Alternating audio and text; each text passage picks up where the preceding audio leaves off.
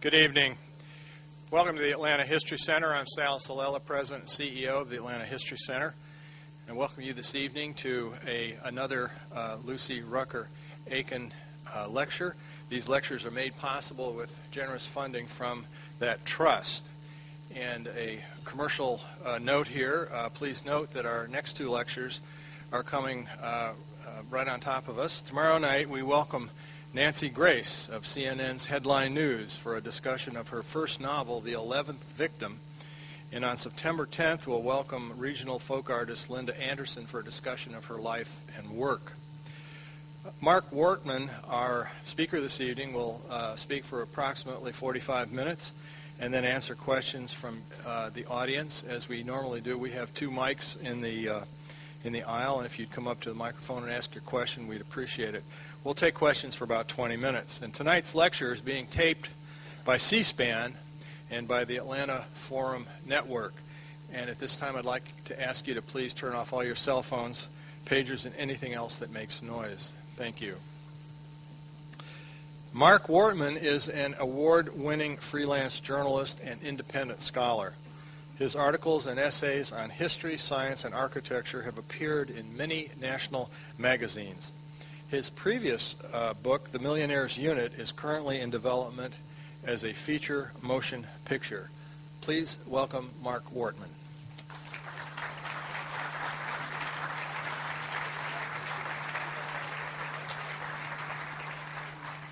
Thanks, Sal.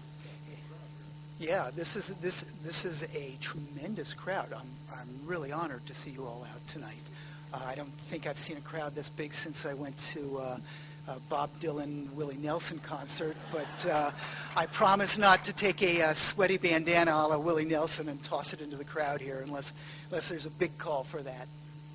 I imagine if I had named my book The Bonfire, the Siege and Burning of Kalamazoo, I probably wouldn't have such a big crowd out here tonight, but I'm glad to be in Atlanta, and it's wonderful to see you here.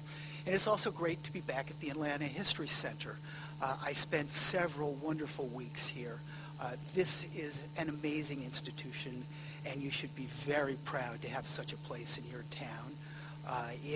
They have a beautiful collection that is just a scholar's dream, and I only wish that I'd had more weeks to spend there. Now, I'm sure people in Atlanta know that there's a very significant event coming up. And to my mind, it may well be the most significant event in American history. You, of course, all know what that is, don't you?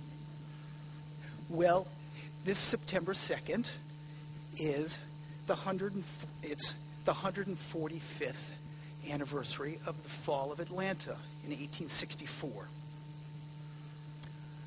On that day, the Confederates departed. They blew up a munitions train, and which caused an enormous amount of destruction in the city. And although Sherman takes the blame for Atlanta's burning, this was in fact the first great bonfire. And you remember that scene in Gone with the Wind where those great siege victims, those Rhett Butler and Scarlett O'Hara, are racing through the flames and the falling embers. And that was, in fact, as presented in the movie, was that first great bonfire caused by the departing Confederates. Now, you might ask, why is the fall of Atlanta the most significant event in American history? Why would I say more so than, say, Independence Day or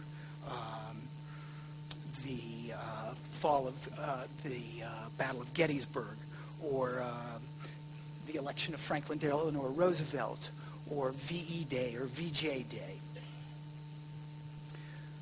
Well, the fall of Atlanta meant that the Confederacy's heart had been pierced. Northern peace Democrats, who had hoped to have a negotiated settlement to the war, were finished. Lincoln would win a second term. and all but the diehard Confederates understood that the war was over. There was 8 months more war to be fought, but when Sherman would make sure that the Confederates who were diehard would indeed die. His march to the sea, departing from Atlanta, at which he set off the second great bonfire of Atlanta, would begin in the following November, and that was merely an exclamation point on the defeat of the Confederacy marked by the fall of Atlanta. That meant the United States would continue to be one nation. The night of Atlanta's fall, a dinner took place here in town. I'd love to have been sitting at the table.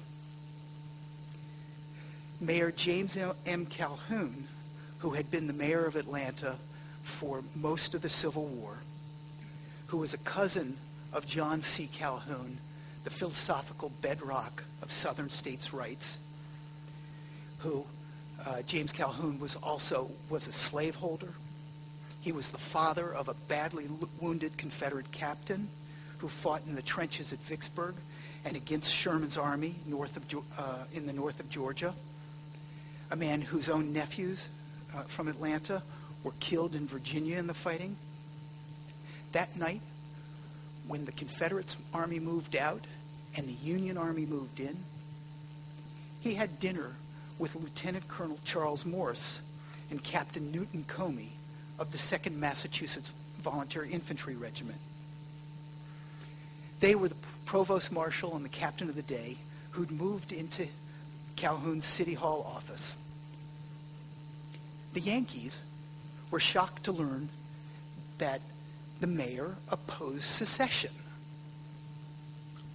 And I'm sure the mayor was equally shocked to discover that these men hated the siege shelling of the city, which had gone on for the past almost 40 days.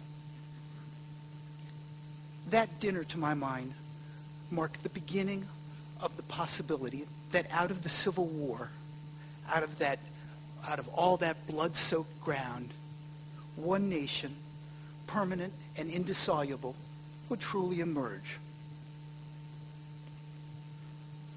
Now, the story of Atlanta, which is so central to the story of the Civil War and the story of the United States, has been plagued by too many myths in the popular imagination. We can thank that in part to Margaret Mitchell and the Xanax Gone with the Wind.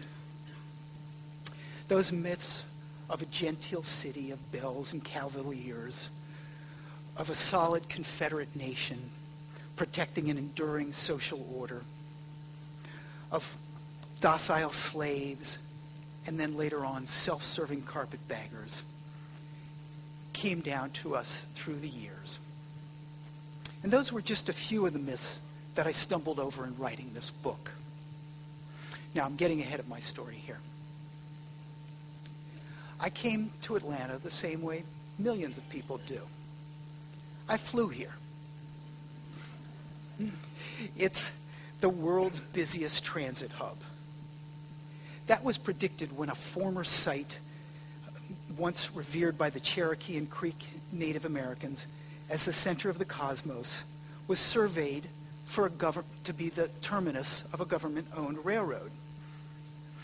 You could call that the earliest government stimulus project that created Atlanta. It was destined to be a transit hub from the start. It was a place in which goods coming from the Mississippi Valley could be shipped across Georgia and out to the coasts, and coastal goods could be shipped to the west. And of course, the trains that eventually found their way through Atlanta, the 4 major rail lines that ran through Atlanta during the Civil War, still cross in the center of Atlanta. You can hear the trains, see the trains all the time running through here. Like most people coming to Atlanta from the outside, I came here on business. As a historian, I wanted to take some time to look around and see where the Civil War had been fought here. And I was surprised to find there was very little evidence remaining from the Civil War period. In fact, there was almost none. There were a few trenches in Grant Park. North of here, at probably the best close-in place to find evidence of the war, the Kennesaw Mountain Battlefield is there. And many Atlantans I know tell me stories about growing up in the city and finding Civil War relics in their backyard. Where I grew up in the Washington, D.C. area, history is so palpable. I could ride my bike over to Fort Stevens and see the spot where Abraham Lincoln had nearly been shot during Jubal Early's raid. It was a short drive to go up to the Antietam or Sharpsburg battlefield. Same with Manassas. And it really wasn't but a day trip to get up to Gettysburg and any number of other places. And then within Washington itself, of course, there's so much evidence of the history that was the Civil War. Here it seemed that truly it was all gone with the wind. So I began to wonder where it had gone, and I realized I needed to look beyond the absent brick and wood. I needed to look at the real lives as lived.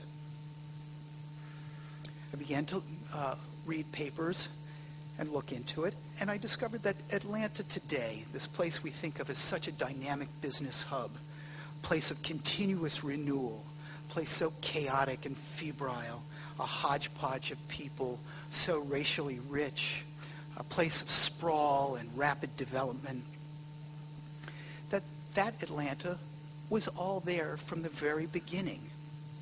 In other words, nothing was gone with the wind except some buildings and the chains of slavery.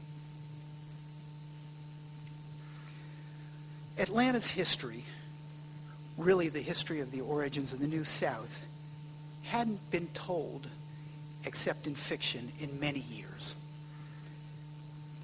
It's a story about people as much as it's a tale of generals and armies in battle and grand commanders.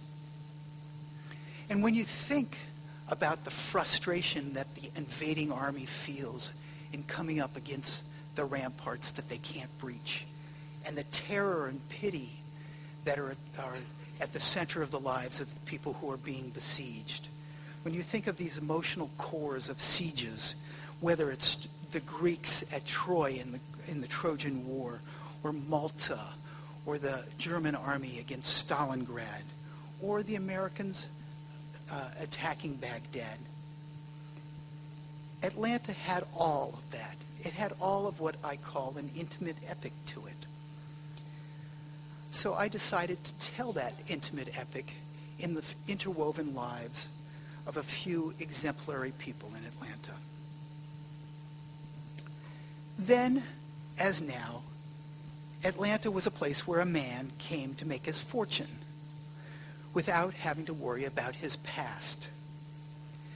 The social hierarchies that mattered so much in the coastal areas and in the plantation regions really didn't have the same sway in Atlanta. Remarkably, that was as true for many blacks as it was for white frontiersmen. There are two main heroes to my story, whose lives crossed, remarkably, at the most dramatic moment of the whole story when they went out to surrender Atlanta. One was white and a slaveholder. The other was a slave. The white man was James Calhoun, the man who was the cousin of John C. Calhoun. He was an orphan when he left a failing South Carolina farm without a penny in his pocket at the age of 17, and he rode west. He rode into the frontier. That was, at the time, western Georgia. That was the boundary between the European-American advance and the receding Indian territory. that boundary was very near Atlanta then. He was much like another South Carolina-born frontiersman, Andrew Jackson, although Jackson was born many years before him. He came here. He was an Indian fighter. He grew rich as a lawyer, and then he became a politician. James Calhoun had it all, and he seemed to be destined for great things, like his cohorts in the state legislature, Alexander Stephens, Robert Tomes, and Howell Cobb, all of whom went on to important national office in the U.S. government prior to the Civil War, and then, of course, played major roles in the Confederate government. But James Calhoun never made more than local and state office. Why was that? Though he supported states' rights and considered himself a great Southern patriot, he believed in the Union above all. And he led the opposition in Atlanta to secession. In fact, Atlanta went with him. Atlanta voted very strongly against the secession candidates in the principal secession candidate, Breckinridge, in the 1860 election. Abraham Lincoln wasn't even on the ballot.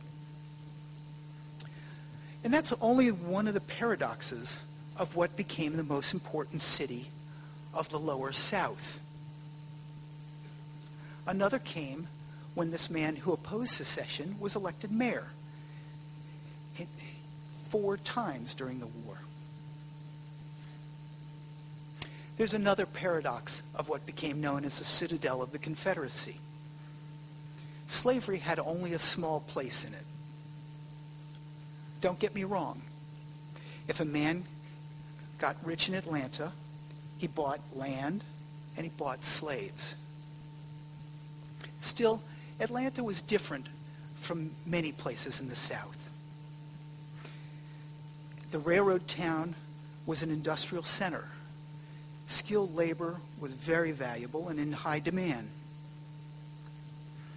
Many slaveholders actually trained their slaves in crafts in order to hire out their time to factories or industrial shops. And in some cases, they even allowed the bondsmen to rent their labor, in return for which they only asked that the bondsman paid a rent, a monthly fee, and was then able to keep the rest of whatever he earned. In other words, you might be a slave, but you could still go to a job like almost anyone else, except as a slave, it was illegal for you to have an education, and you had no true freedom. Wives and husbands were sold apart. Children were sold out of families. If a black man was caught riding a carriage through town, carrying a lighted torch, being out at night without a pass, the penalty was as high as 39 lashes. Still, an industrious bondsman could work extra hard and make pay beyond his rent and save money, and many did. There were skilled cobblers, carriage makers, blacksmiths, barbers in town who drove their white competitors crazy. They complained to the city council, but it was such a widespread practice that the city council ignored their complaints. There was a nascent form of black liberation going on in the town. There were black institutions established here, especially churches, and the seeds of Atlanta's future role as the home of the civil rights movement were being planted. Now, I said there were 2 heroes to my book. The other was a man named Robert Webster. During much of his life, he was often called Bob Yancey. Yancey was a slave. He was born at the old National Hotel on Pennsylvania Avenue in Washington, D.C., right down from Capitol Hill.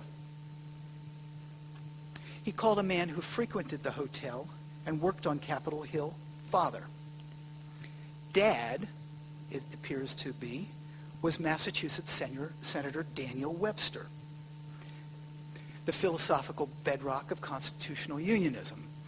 Talk about a contrast there with James Calhoun's cousin there. Now, there's no way to know this for sure at this point, but Daniel Webster was notorious as a womanizer and a drunk, as well as being one of the greatest orators in American history. And he was reputed to have a mixed-race family, a large mixed-race family that he supported. Now, as a young boy at the National Hotel, Bob, the slave, learned many skills. He learned cooking, barbering. He learned to get along with white society, and he learned to win at cards. His owner, the hotel's owner, gave him to his son, and his son wasn't anywhere near as good at cards, and he promptly lost Bob at a game of poker. The winner took him and auctioned him, this sophisticated Washingtonian teenager, and auctioned him to a South Carolina dirt farmer. And we can only imagine the shock that young man must have felt when he found himself suddenly in upcountry South Carolina. From there, he was sold again, and finally once more to a wealthy, politically connected planter named Benjamin Yancey, hence his last name, until he won back his rightful father's name after the war. President James Buchanan, the predecessor to Abraham Lincoln, sent Ben Yancey to be his minister to Argentina. Argentina no longer had slavery, so Ben Yancey set Bob up as a barber here in town in this growing city of Atlanta, small city at that time, a very small city. Now, Bob couldn't read or write, but he was a brilliant businessman. Soon the slave was running 2 barbershops, and he had 7 employees. He even bought a house, though it was illegal for a slave to hold a deed.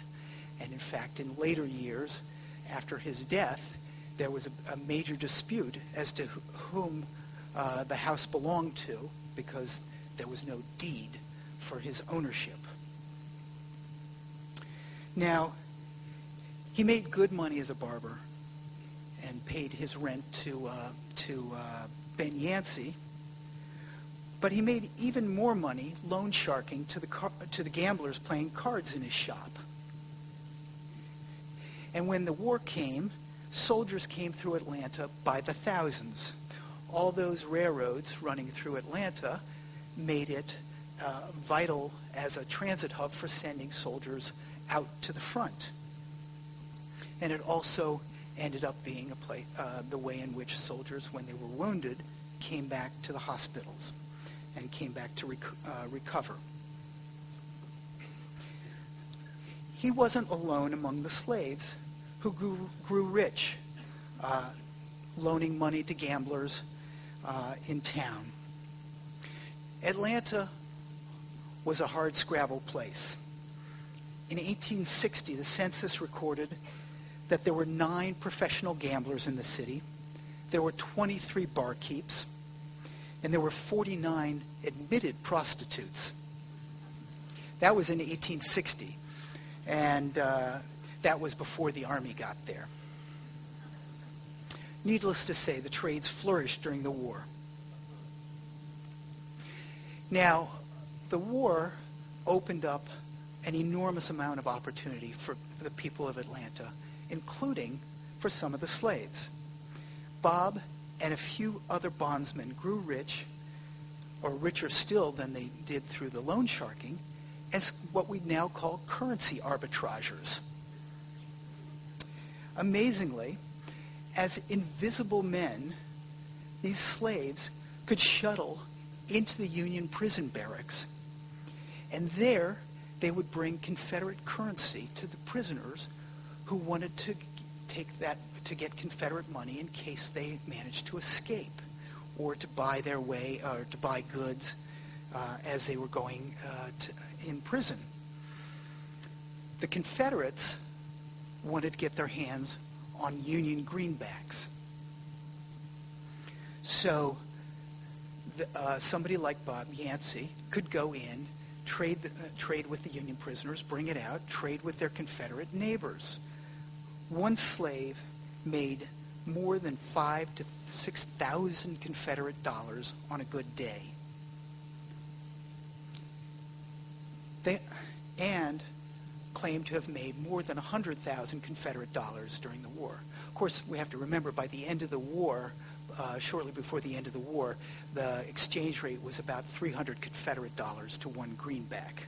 So it's perhaps a little less impressive than it seems, but it's nonetheless a substantial amount of money.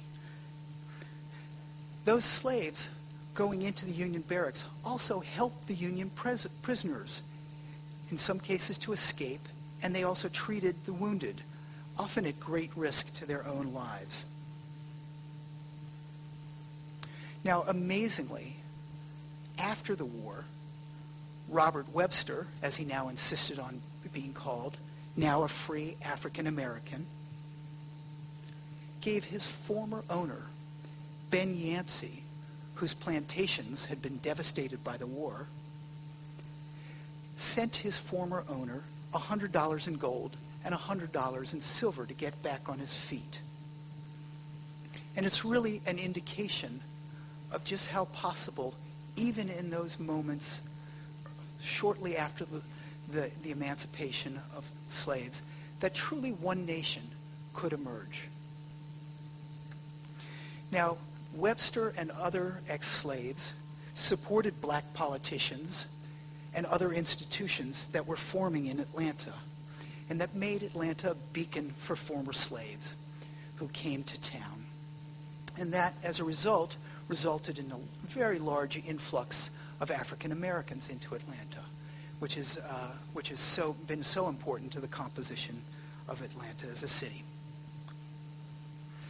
Now, this backdrop of an anti-secession city where slaves were in the process of liberating themselves was one against which the Confederates imposed their order. Now, don't get me wrong. Atlanta was a Confederate city. This was a city that sent, at least early in the war, more troops than any other county. Fulton County was. That sent more troops than any other county in the state to the Confederate Army. Now, still, there was a great deal of dissent in the city, and the Confederate, not surprisingly, decided that they needed to repress it, and it often took the form of threats and violence. The Confederate Provost Marshal, Colonel George Washington Lee, was an Atlanta barkeep who joined the Confederate Army and then eventually recruited a 700-man private army of unemployed teens and others fleeing service. And he imposed martial law on the city.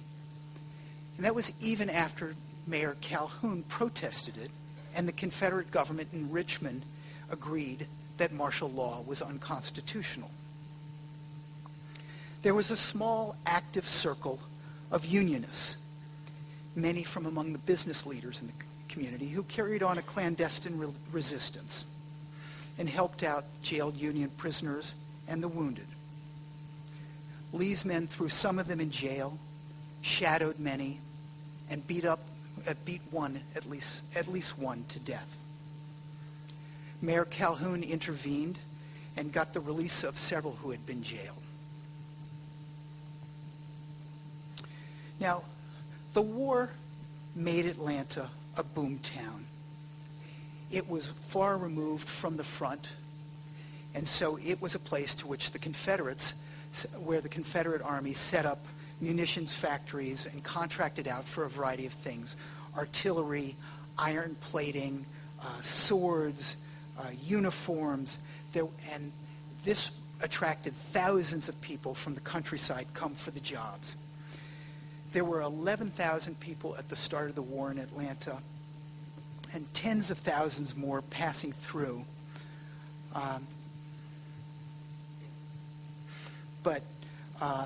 And the population doubled within 1 year to closer to 25,000.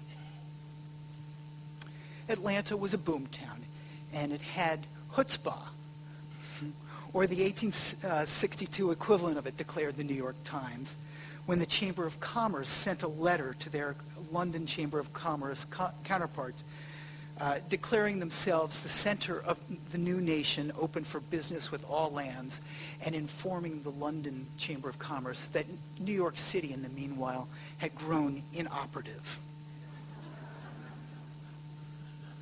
Now, Atlanta was indeed the new nation's center for business. Through the first 3 years of war, Atlanta was well removed from the front. So it became a thriving place, a place that troops passed through and spent money, and refugees arrived by the hundreds each day. More and more as the Union Army advanced into Tennessee and into Mississippi and along the coast. The result was that the city became increasingly chaotic. Crime became rampant, poor sanitation was a big problem, and eventually epidemics of scarlet fever and smallpox broke out. But Atlanta still seemed to be a refuge from the war. However, by January 1864, General William Tecumseh Sherman in Tennessee had Atlanta in his sights.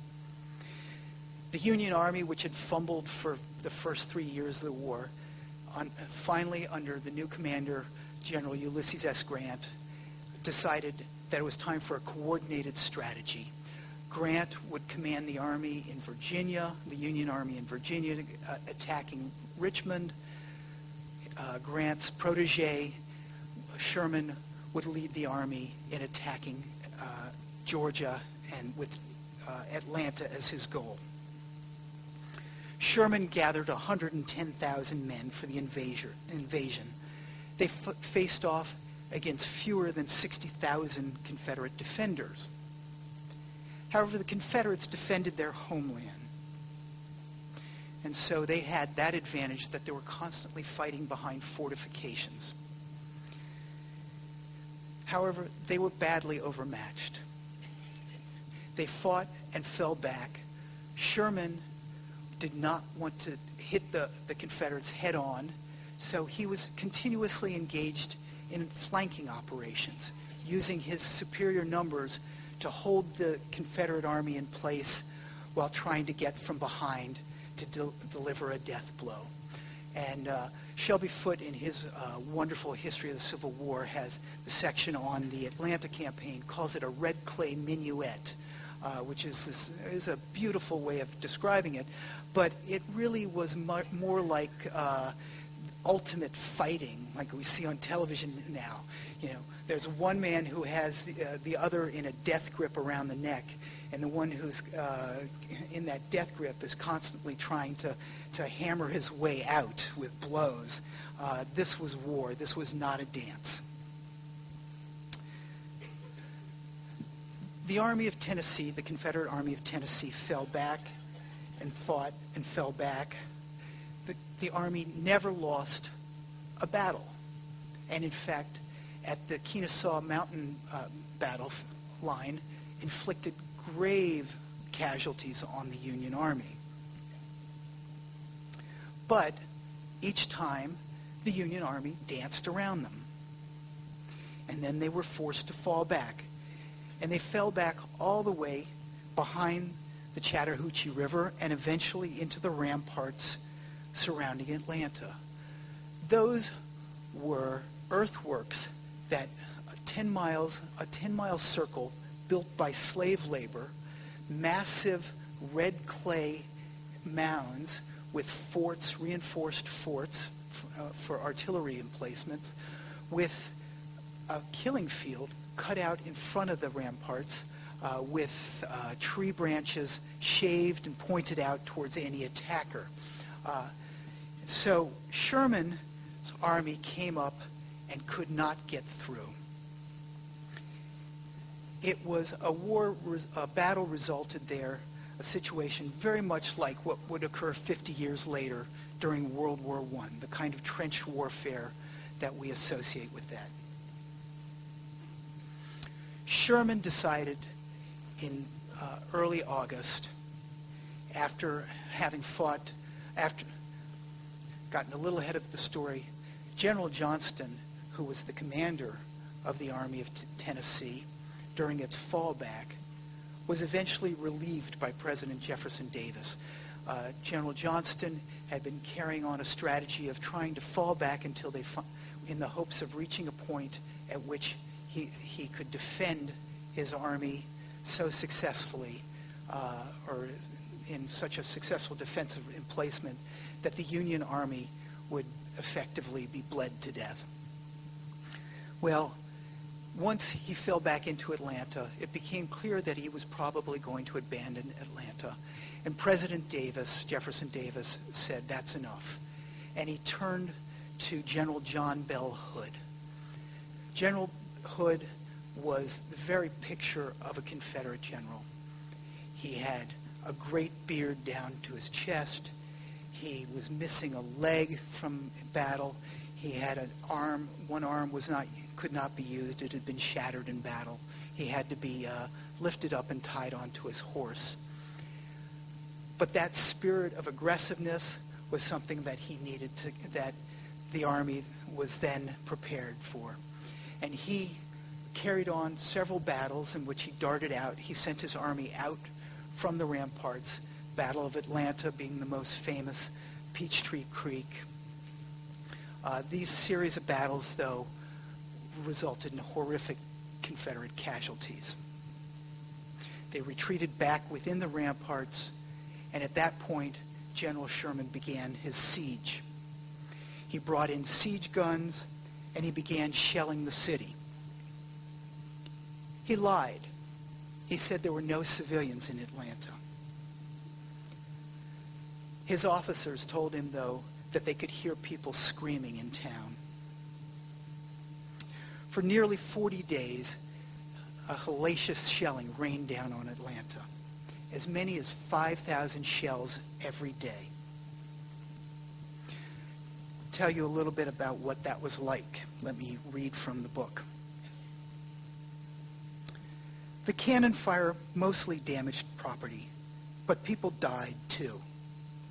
In the first days of the siege, a shell came whizzing down at the corner of Whitehall and Alabama streets when the ironically named Solomon Lucky happened to walk out of his nearby barber shop. The popular barber was among the handful of free blacks in the city. The shell bounced off of one of the long-extinguished cast-iron gas lampposts on the corner, now to be found in underground Atlanta, and ricocheted off the street before exploding. Fragments shot out around the crowded corner. One ripped into the unfortunate Lucky's leg. Several passers-by picked up the badly wounded man and took him to a hospital where, despite a surgeon's cutting off the mangled leg, he soon bled to death. John Warner, the superintendent of the defunct Atlanta Gas Works, had remained a Union loyalist, despite having been briefly forced into Confederate service. During a furlough home, he deserted. Now the widower hoped to hide out from the conscript officers looking for him until he could flee north with his 8-year-old daughter, Lizzie. A woman who helped take care of the girl recalled, "The officers were then threatening his life."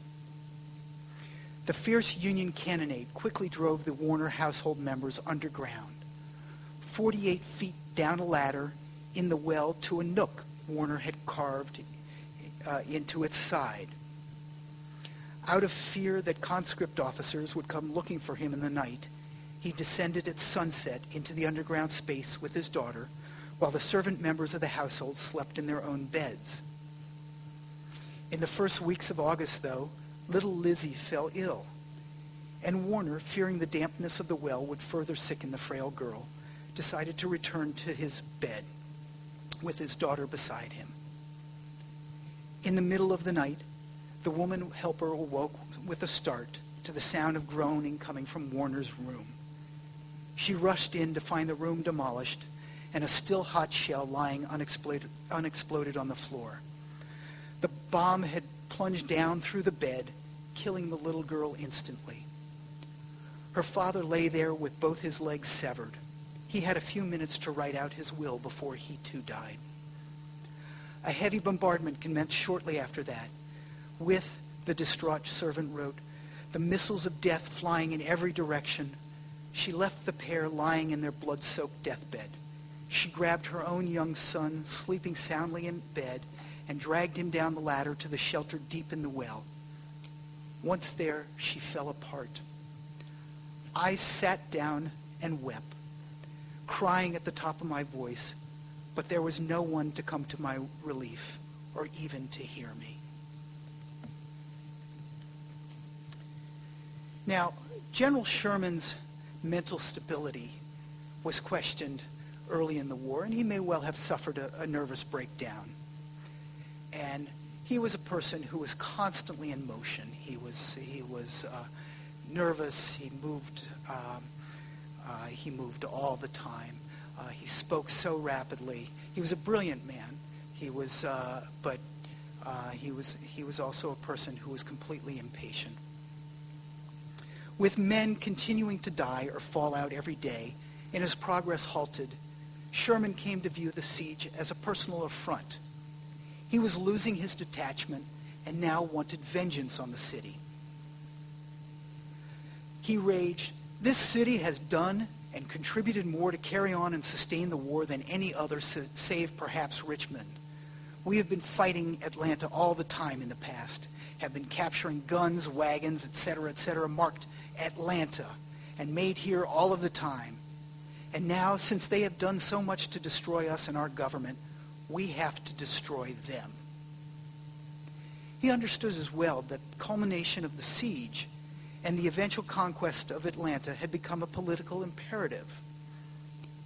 He was about the business of convincing the rebel soldiers that the Federal Army could outlast them and that they faced utter destruction should resistance continue here.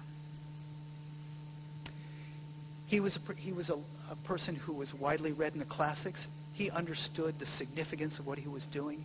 He understood that it was a fight for the ages. He shared his sentiments with Ulysses S. Grant, still besieging Petersburg in Virginia. "Any sign of a let-up on our part," he wrote, "is surely to be falsely construed. And for this reason, I have always reminded the Confederates that the siege of Troy lasted 6 years, and Atlanta is a more valuable town than Troy. He would outlast them and outfight them down to the very last man." Now, I'm going to conclude with one more bit, because something amazing happened. Absolutely as amazing as the Trojan horse arriving at the gates of Troy. On Friday, August 26, Atlantans woke up startled. They listened intently to something they had not heard in months. Silence. No gunfire, not a single cannon report. Everything is as still as death in our front this morning, and has been since 3 o'clock this morning, a stunned A.T. Holliday, a militiaman in the Confederate lines, penned in wonder. "The shelling ceased altogether," recorded Samuel Richards, an Atlanta businessman, not long after. "Rumors flew that the enemy was retreating and have deserted their camps around the city." That morning, gray-coated scouts felt their way forward, expecting shots to ring out at any instant, until they scrambled into the empty Union lines. Finally, an ecstatic militiaman Holliday confirmed the rumors. "Sherman is compelled to fall back for want of supplies for his army," he elatedly reported. "The Yanks are gone now, and they are not likely to return soon." Baffled, stunned, delighted, Atlantans streamed out of their bomb-proofs and shelters and walked and rode to the lines. Thousands of tourists quickly ventured through the fields to inspect the Yankee camps and pick up souvenirs. Holiday scoffed when he saw them riding in buggies with white linen coats on. Where, oh where, he asked, were they in their holes in the city? The fight apparently won. He began to dream of going home. I am coming home and play with my wife and babies before a great while and sleep on a feather bed too. Now won't that be a great luxury after I get used to it? I am reminded of eating strawberries and cream with plenty of sugar mixed. Over the next 2 days, the Atlanta intelligencers, the leading Confederate newspapers, correspondent, explored all over the Yankee works, and I did not see a Yankee in all my rambles. It is said the enemy has massed his forces on our left, but I doubt that very much. I am of the opinion that the whole Yankee army is now on the western banks of the Chattahoochee River. Atlanta was reborn. The city, he reported, has already begun to fill up. Today, the streets are as crowded as they were of old. Officers, soldiers, citizens, women and children and Negroes are crowding on the streets, and everybody wears a smile on their countenance. However, walking through the desolate Union camp, he found a note written in a large, bold hand with coal on the headboard of one of the Yankee bunks. It read, "Goodbye, Johnny. We are going to see you soon. And when we come to Georgia, we will remember Kennesaw." It was signed, Yank. Thank you very much.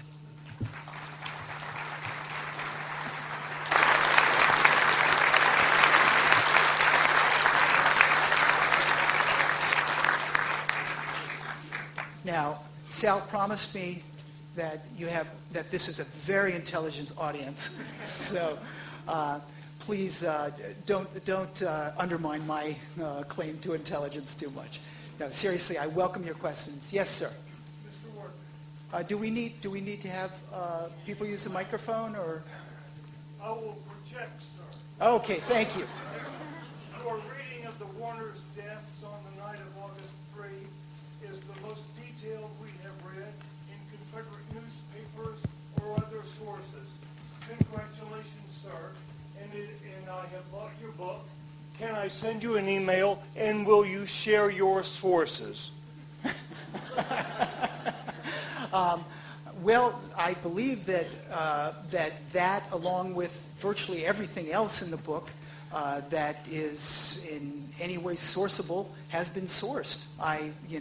The footnotes are there, but I'm more than happy to get into any. Afterwards, I'll be available signing books, and please come up, and I'll give you my email address. As long as you promise not to put me on any spam lists. Yes, sir. These slaves, when they accumulated this money, how did they store it? How did they store it? I think as quickly as possible, they converted it to gold, and then they would, put it in their mattresses. Although, in many cases, they actually bought goods and tried to turn it into real goods. One of the slaves who was most active in the currency trading after the war, according to his claims at the Southern Claims Commission, which are at the National Archives, there are papers from Southerners whose property was confiscated by the Union Army, but who claimed not to have supported the Confederates. They made claims that for restitution.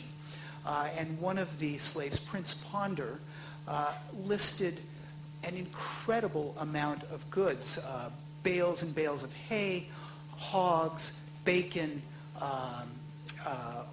2 horses and buggies,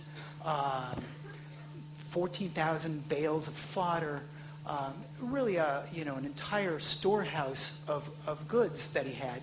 And when the Union Army occupied Atlanta, they didn't really care what your loyalties had been. They took whatever they wanted. And so in many of their cases, they lost everything. In some cases, they came through with some money and goods, but much of it was lost and taken by the Union Army. Yes, sir. Yes, I'm a little bit confused with the paradox of having the black barber wanting the greenbacks, but the Union prisoners wanted the Confederate money. If they lived in the same economic milieu, was the black barber just more prescient and keen, the fact that the greenbacks would soon be worth a lot more money?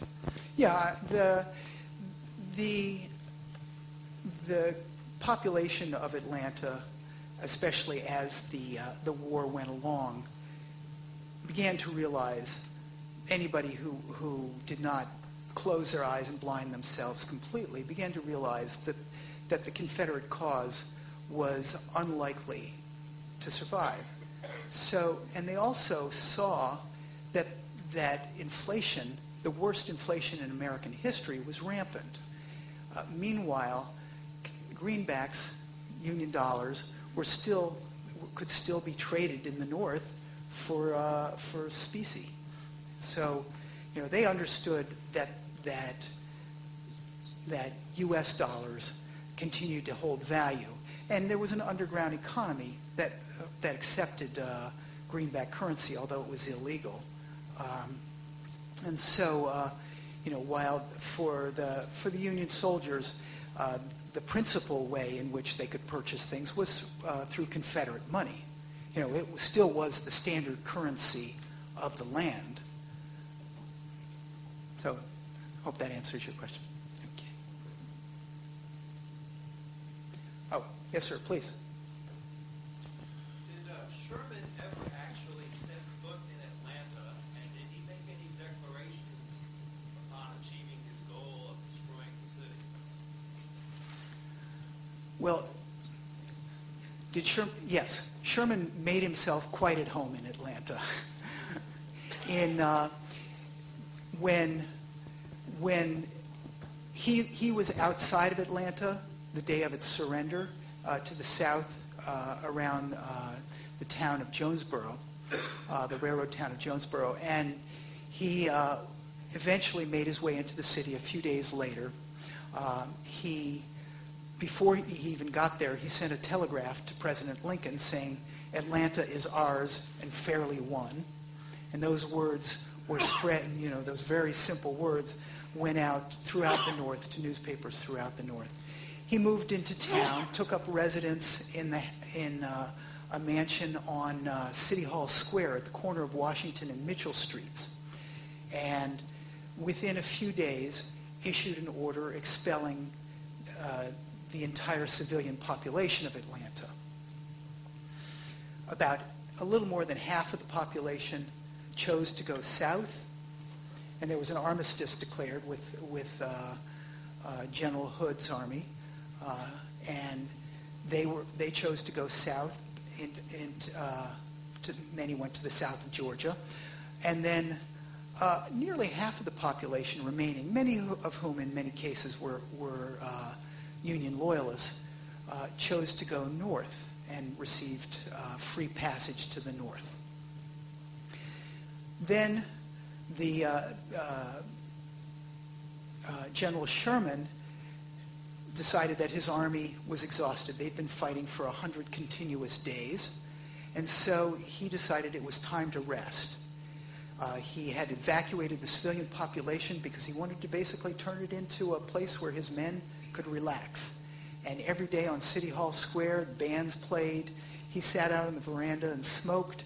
The Union soldiers who had been living in the dirt for months stayed clean and ate well. They sent out foragers out into the countryside who came back loaded down with everything they could take from the surrounding farms. And it was a good time to be a Union soldier in Atlanta. Yes, sir. Do you think Lincoln really would have lost the election had Atlanta not fallen? My understanding is that Lincoln thought he would lose the election. He wrote a memorandum basically stating that. My understanding of the way the this political situation was shaking out is it's highly unlikely that he would have lost the election. He certainly wouldn't have lost the Electoral College. That said, it was more than just a question of the election.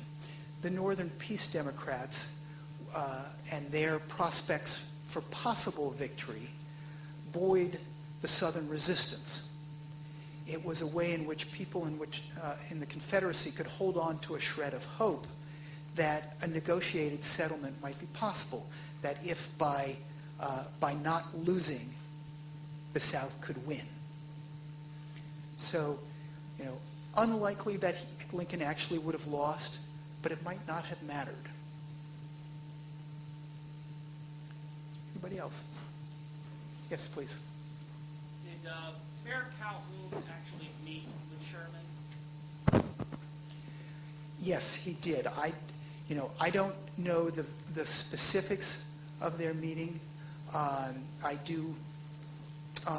Mayor Calhoun was accused in the pages of the Atlanta Intelligencer of attending a dance with General Sherman and others and making lively with the Union Army. That wouldn't have been possible because of the date they said that the dance took place. General Sherman was still out in the field. Mayor Calhoun wrote a letter to General Sherman begging him not to require the civilians to evacuate, saying that there were sick people, old people, pregnant women, and General Sherman wrote him back this very powerful letter talking about the necessity for cruelty, is the way he put it. He said, war is cruelty and you cannot refine it. And he said, at this point, you might as well appeal to the thunderstorm as appeal to me to stop this war. The way this war will stop is when the Confederates or the South stops fighting. Now, in later years, amazingly, General Sherman came back to Atlanta 15 years after the war. He came back on a tour of the South, and when he arrived in Atlanta, he received a muted but not hostile welcome. It was after the end of Reconstruction. It was before Sherman as the devil was widely sort of the wide reputation that he had gotten, or that he came to have. He was the commander of all the United States Army at that point, and he brought his 2 daughters with him and an aide. He came in without any soldiers surrounding him. He arrived at the railroad station, on the site of the railroad station that he had pulled down when he departed on his march for the sea. And the man who met him there was William Lowndes Calhoun, James Calhoun's son, who was now the mayor of Atlanta, and the man who had fought against Sherman's army and been grievously wounded welcomed him to the city. One person, as they waited for Sherman's train to arrive, said to the one person asked the mayor, "Are you going to give him the freedom of the city?" And another person yelled out, "He's already made too free with it the last time he was here." But in fact, he toured around, he admired the city, he visited many of the sites that he had fought over, and he felt entirely welcomed here. And again, that's an indication that out of that Civil War came the possibility for a true United States. Okay, thank you.